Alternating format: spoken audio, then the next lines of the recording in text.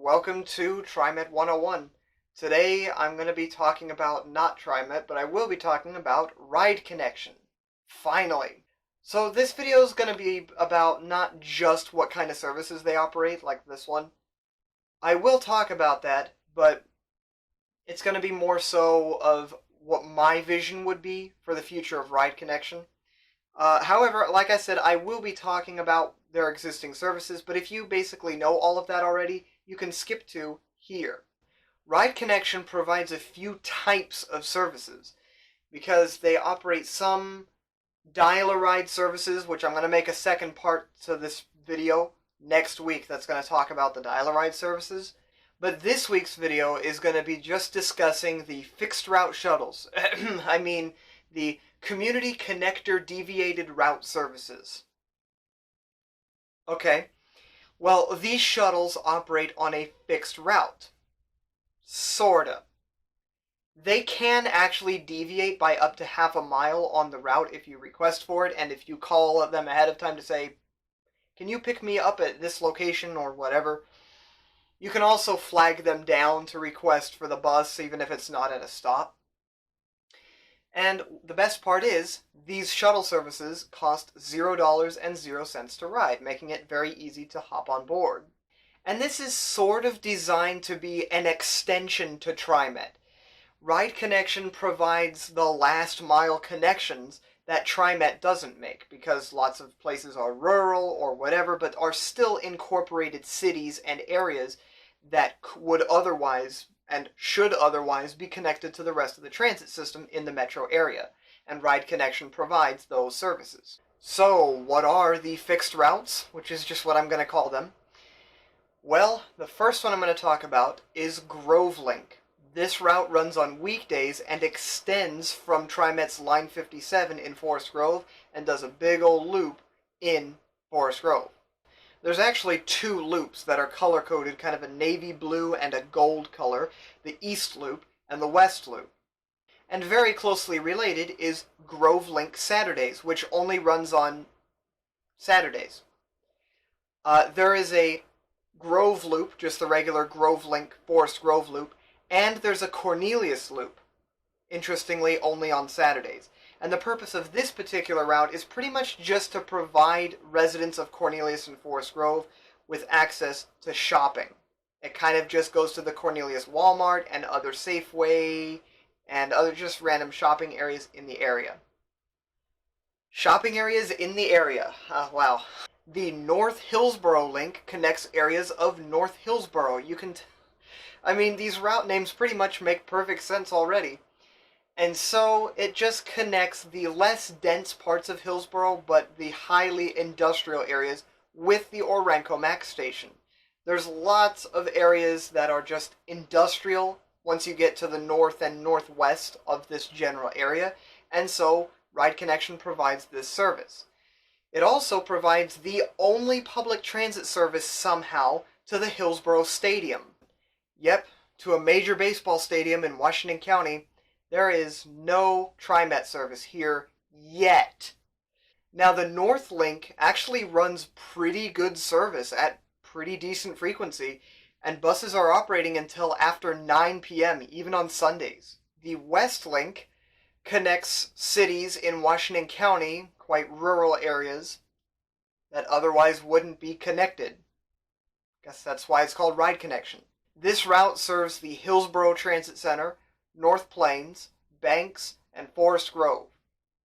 It runs on weekdays only 4 times per day, making it Ride Connection's worst fixed route service. Okay, there's also that King City Rideabout thing, but I don't know very much information on that, and that one only runs Wednesdays through Fridays.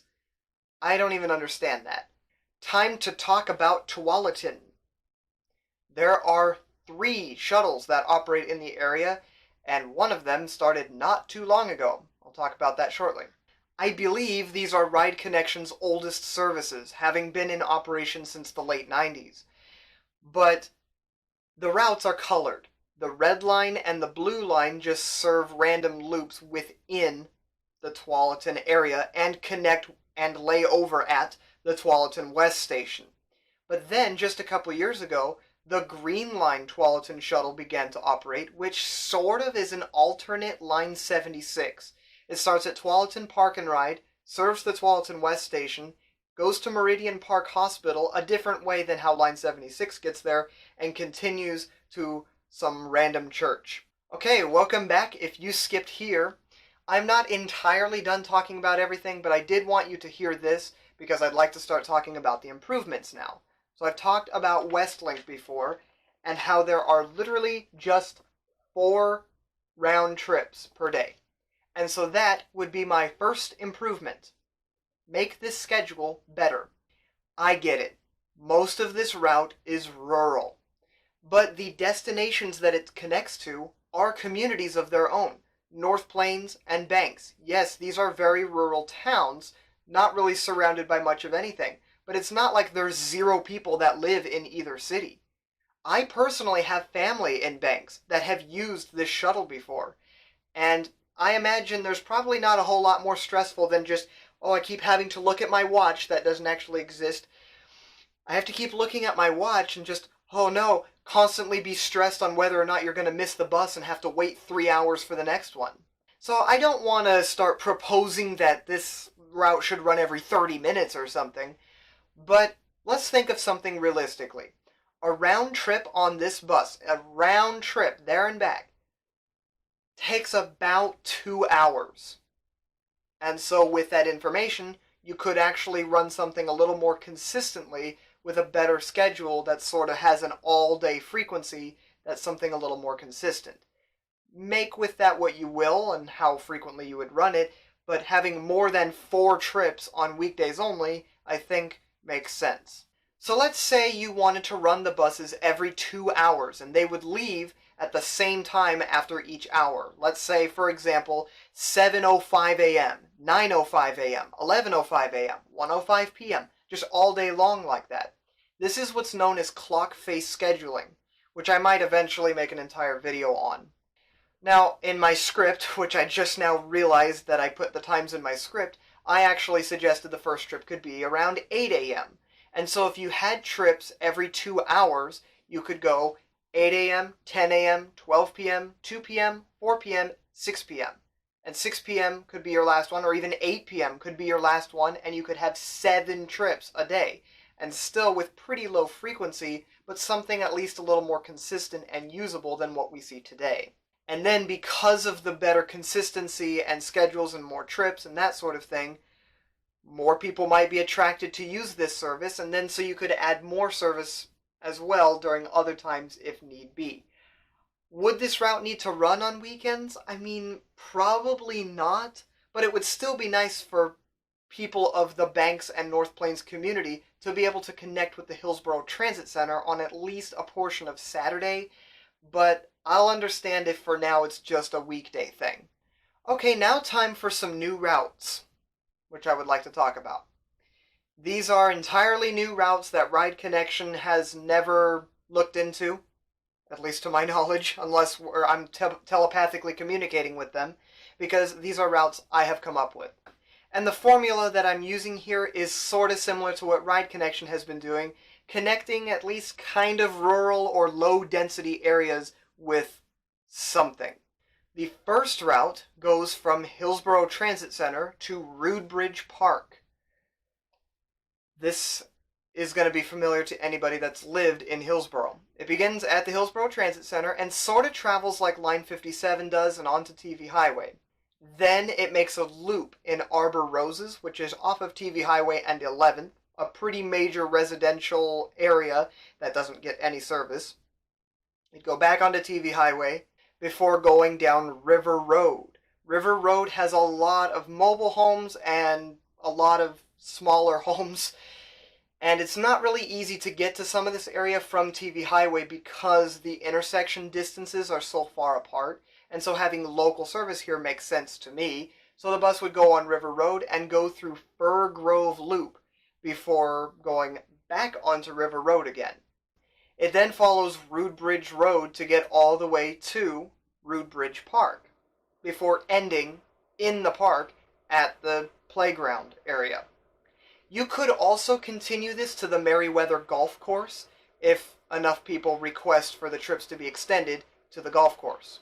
The next route connects existing suburbia to the Cooper Mountain Nature Park. It would begin at the Katama Max Station, traveling down 205th, Rock Road, Anthony Drive, and 209th. The Jenkins Estate parking lot is located off of 209th, eventually, south of Farmington, so it would serve that. It then goes down Gassner, 190th, and Kemmer Road until the Cooper Mountain Nature Park parking lot, and ends here. The final route that I came up with in my script, but not the last thing I'm going to be talking about, is a route to Bald Peak. It begins at the Hillsborough Transit Center and goes south onto Highway 219, serving pretty much the Highway 219 corridor. It would pull into the Jackson Bottom Wetlands parking lot and service that too, before going back out onto Highway 219 and eventually going down Bald Peak Road. And it would just pretty much follow Bald Peak Road. It's a little windy, but it's not too bad. Minibuses will probably handle fine. Probably would not want to run this route during snowy weather, though. Then eventually you get to the Bald Peak State Park entrance, and then you can just go in there and easily loop around in there and service that. And there you go. Now for the second to last thing I'd like to talk about in this video, and that is that Washington County is conducting a survey. I hope I'm not too late with this video. I've taken the survey already. It's Washington County's Vision for Transit. And in there they mention 10 different shuttle ideas that could operate in the area. If I remember exactly where I found this, I will link it in the description if the survey is still going on. You can Google it as well, Washington County Vision for Transit. It's very cool, and I discovered it long after writing this script, so I really thought I'd mention it here, and there are a lot of good ideas, including one that actually services Hill High, which is where I graduated. Hillsborough High School is the full name of that.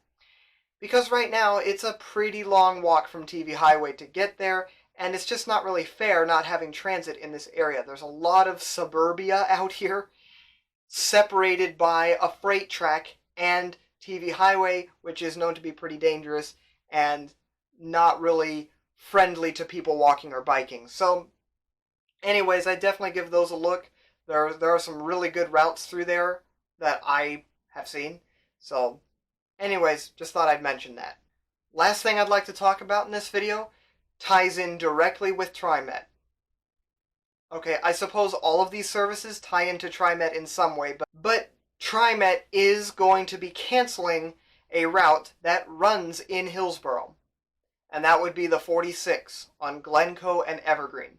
Meaning all of that service is going to be completely discontinued, despite there being a high school out here and lots of homes. Service to Intel Jones Farm would also be discontinued because line 46 is going away. However, I think the people in Forward Together are trying to find ways of working around that to where Intel is still being serviced, but we don't really know 100% sure how that's going to work just yet. It's kind of a shame. Intel is the largest employer in the TriMet service area, so we need to definitely think of a bulletproof solution. Now, Intel does run its own shuttles provided by EcoShuttle, which I might talk about that as well on a separate video, but I believe those are just campus-to-campus shuttles, and I know for sure they go from the campus to the MAX stations, and that's kind of it. They don't really connect to the other homes or other things like that. They're just kind of for employees only that just go between these destinations. So it would be nice if service through this area was at least retained by somebody, and that somebody would be Ride Connection. So the route would begin at Hillsborough Transit Center, again, and it would loop out of downtown Hillsborough onto Glencoe Road, and then onto Evergreen. All of this, it would take over line 46, and it would pretty much just service all the destinations within this corridor. It is a pretty low ridership route in TriMet's collection, but I think it's still highly important because of just the simple fact that it connects to the Intel campus, the Jones Farm campus, and the fact that it goes right by Glencoe High School. So I think having service out here makes sense. Even if it's just provided on these smaller buses, I really think that's almost a better fit for this anyways, is using the smaller buses. Hopefully the schedule would be a little bit better with some weekend service, at least to some areas, but I wouldn't hold my breath. I'll probably go and draw all of these routes that I've talked about that are new on a map later and show them to you throughout this video. I haven't really figured out what I'm going to do yet with that. But anyways, for now, I think that's going to be it for this video. Thank you for watching this, and stay tuned because next week I also have a video on Ride Connection, but it's on some very specific part of Ride Connection that I'd like to make a dedicated video on. You'll just have to wait and see what that is. Thank you for watching.